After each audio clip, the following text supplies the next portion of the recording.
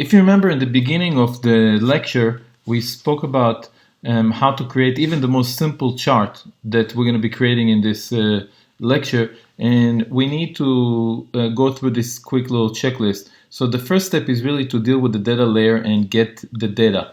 So I want to show you a simple example just using straightforward JSX without D3.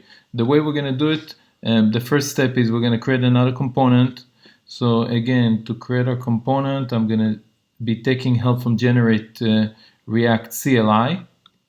And what I'll be doing is, again, we're going to use the template, and let's call the component hello JSX data. And what we're going to be doing is just mapping some data that we're going to pass from the app into our component, because I want to show it to you first in using vanilla JSX, and then we're going to do the same thing with D3. So now that that got created, let's see, it's right here. I need to add it into our app JSX. So let's add it to our entry point, hello JSX data.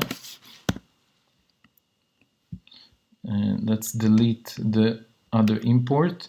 Now if we go here, again, we don't need, I'm going to do a little bit cleanup. We don't need the reference, we don't need the state, we don't need the D3. But we do need an interface because we're going to be passing the data. So I'm going to uncomment the interface. I'm going to be using the interface. We don't need the reference. And we're going to be passing the property when we initialize the function component. Now what we're going to be passing is we're going to be passing a data property that's going to be of type string, an array of string. So let's go back into our entry point. Here's our data, and we're just going to pass in a string that's going to be just a counting of numbers. So 1, 2, 3.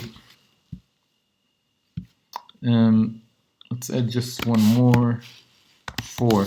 So we're passing a string array into our custom component, and then now if we want to display it on the JSX side, it's pretty straightforward, right? So let's delete the SVG. We don't need the SVG. What we're going to be doing is we can call the property, the props, and the data, and then we can just call the map, and inside our map we can use D will stand for the data and an index, and then we're gonna use fat arrow to do an inline function here.